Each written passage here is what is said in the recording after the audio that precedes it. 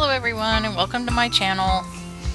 Today we're going to be doing a low top men's bar with some activated charcoal. First, what we're going to do is mix up our oils and our lye water solution. In this container I have some olive oil, some coconut oil, some sweet almond oil, some castor oil, and some organic palm oil. I'm just going to mix the lye water in there. This creates a process called saponification, and it's basically a chemical reaction that turns the oils and the lye into soap. I like to take it to what they call emulsification or light trace. It's a very thin pudding consistency. It's just easier to work with this way. It gives me time to blend colors if I need to, or if I'm going to do any sort of designs or swirls. Today we're just going to part it out into two separate containers here. We're going to use some titanium dioxide to create a white base soap. And then we're going to use some brilliant blue mica powder from Nurture Soaps to do a blue layer.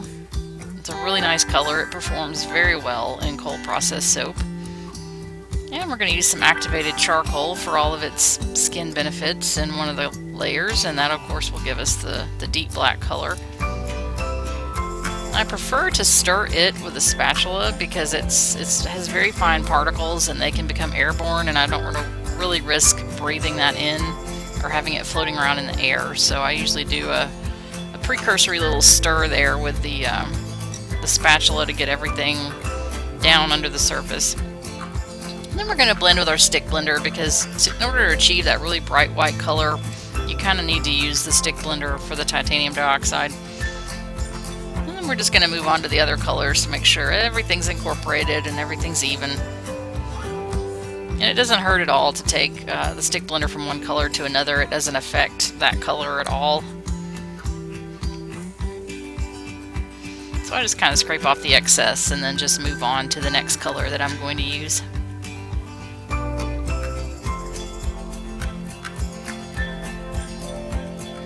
And today I'm going to use Midnight Waters fragrance oil by Brambleberry. It's a new fragrance they have. It's sort of a masculine scent, I believe. It smells really good.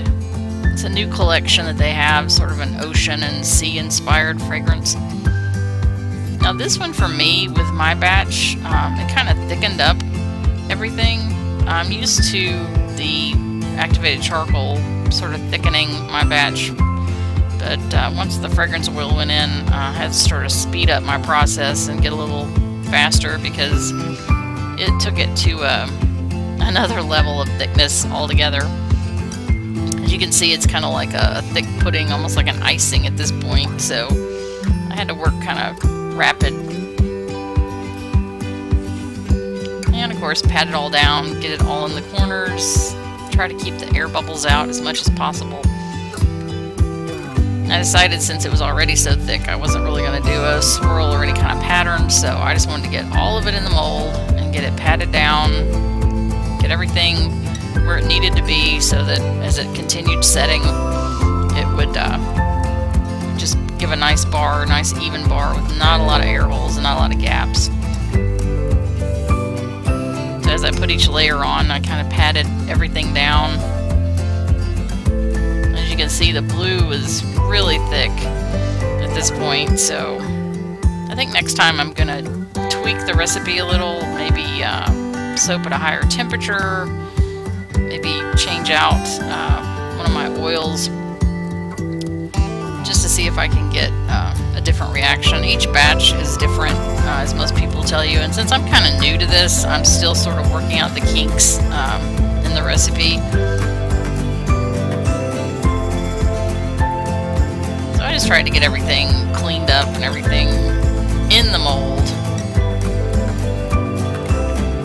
I knew I wasn't going to get a clean bar at this point anyway, a straight one, so after I thumped it down on the floor a little bit to try to get as many air bubbles out as possible, I took a pipette and just sort of did a swirl pattern on the top, kind of give it like an ocean waves sort of design. per my husband's request, he didn't want any frou-frou additions, as he put it, to this soap. So no colored salts, no piping, obviously, just something simple that smelled really good. And as you can see, the top sort of has, I don't know, even though it was really thick, the top I think turned out well with the sort of the waves. And of course I let it set for 18 to 24 hours. Came back the next day. And this is my my homemade cutter.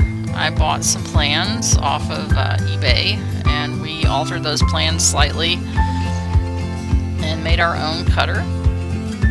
It just uses a guitar string. That's a guitar tuner. That's some actually that's a cutting board on the bottom, the white layer is, that I got at Sam's Club. I'm actually going to be making some cutters in the future. But as you can see, the string and everything, it cuts right through cold processed soap very cleanly. It makes a very nice clean cut. It doesn't damage the bars at all.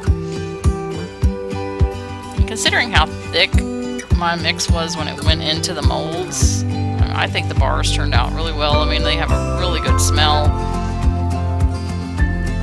And I cut these in about 1-inch bars. They'll actually be available on my Etsy shop on August 22nd, because it takes about 4 to 6 weeks to cure a bar so that they're not lie heavy.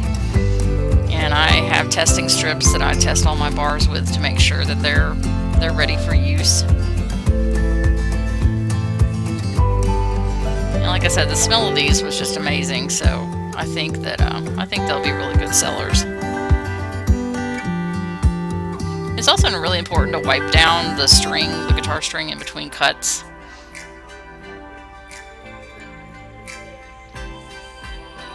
I'll give you a little close-up view of the bars here. Of course, before they go on my site, I'm going to trim the edges, bevel them. They'll be shrink wrapped and packaged and ready to go to their new homes. If you like my channel and you like this video, please like and subscribe. Leave me a comment down below and hit the little bell at the top if you want notifications of when another video goes up. Thanks for watching!